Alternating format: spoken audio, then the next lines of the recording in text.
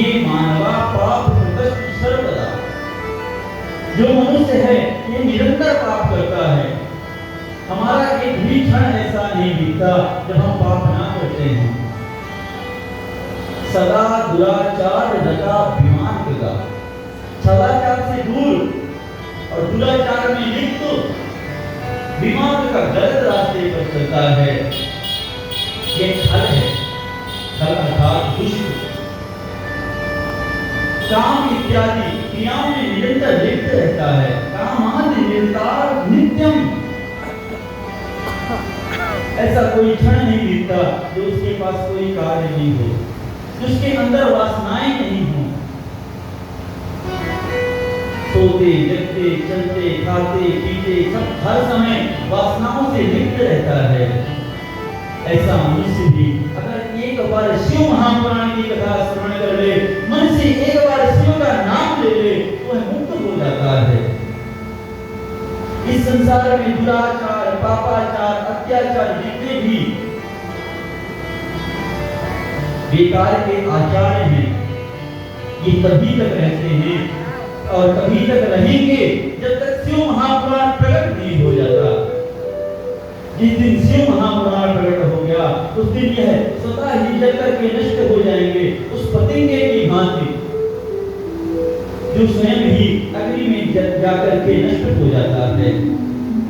ब्रह्मस्य पुष्टा सत्यम व्यभिचारत्राश्चये ज्ञान यज्ञान तेन समुन्नति कलापति। कोई भी हो, किसी एक के लिए नहीं कहा, जो भी व्यक्ति सुन ले। तब एक कथा श्रवण कराते हैं कि एक आसीत नगरे ब्राह्मणों ज्ञान दुर्लभ। एक किरात नाम का नगर था, जहां एक जाति से ब्राह्मण व्यक्ति रहता था। देखिए, जाति से ब्राह्मण होना अलग बात है और कर्म से ब्राह्मण होना अलग बात है। और कर्म से ही ब्राह्मण हुआ जा सकता है, क्योंकि जन्मना जायते शूद्रः। जन्म के समय हर व्यक्ति शूद्र ही जन्म लेता है। शूद्र का मतलब किसी जाति से नहीं है। जो इसका अर्थ निकाला गया पर असत्य है, गलत है कि शूद्र अर्थात कोई जाति होती है, ऐसा नहीं। शूद्र अर्थात जिसके अंदर ज्ञान नहीं हो,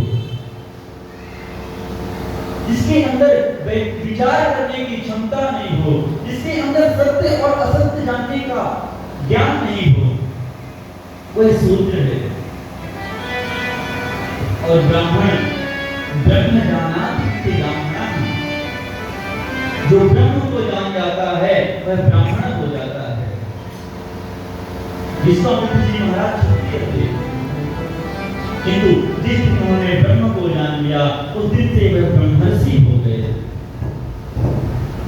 इसलिए इसका कोई जाति से अर्थ नहीं है। जाति से तो यह ब्राह्मण है, किंतु कर्म पूरे शूद्रों वाले हैं। सुंदर इसका परिवार है। देवराज नाम का एक ब्राह्मण था। एक दिन वह एक नदी के तट पर स्नान करने के लिए गया, तो वहां पर उसने वैश्यां शोभावतीं नाम दृष्ट्वा तत्रापि विह्वला। उसने एक शोभावती नाम की वैश्या को देखा और उसकी सुंदरता को देखकर मोहमुग्ध हो गया, विह्वल हो गया, वासनाओं से लिप्त हो गया। अब उसने मन में विचार किया कि मैं तो उसी से विवाह करूंगा। स्ववशं धनिनं विप्रो ज्ञात्वा भ्रष्टात् सुन्दरी वार्तालापेन तच्चित्तं प्रीतिमं समजायत। एक तो वैश्या, दूसरा मुख से बड़ी चपल, बड़ी सुंदर सुंदर बातें करती और अब धीरे धीरे उस इससे बात करके वह जो देवराज नाम का ब्राह्मण था वह उसकी ओर बिल्कुल लिप्त हो गया और उसने उससे विवाह कर लिया और उसी के यहाँ जाकर के रहने लगा। ऐसा करते करते बहुत समय बीत गया। देखिए यह जो काम इत्यादि विकार हैं यही स्वर्ग पहुंचाते हैं, यही मोक्ष दिलाते हैं और यही नरक पहुंचा देते हैं। अगर धर्म में रह करके उचित मार्ग पर चल करके अच्छे कर्म किए जाएं तो यही कर्म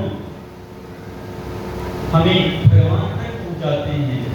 अगर इन नेत्रों से भगवान के दर्शन किए जाएं, सभी में सिया राम जी के, भगवान गौरी शंकर के दर्शन किए जाएं तो यही नेत्र मोक्ष का कारण बनते हैं। और अगर किसी में दोष, परदोष इत्यादि जब देखा जाए तो यही नेत्र नरकगामी बना देते हैं।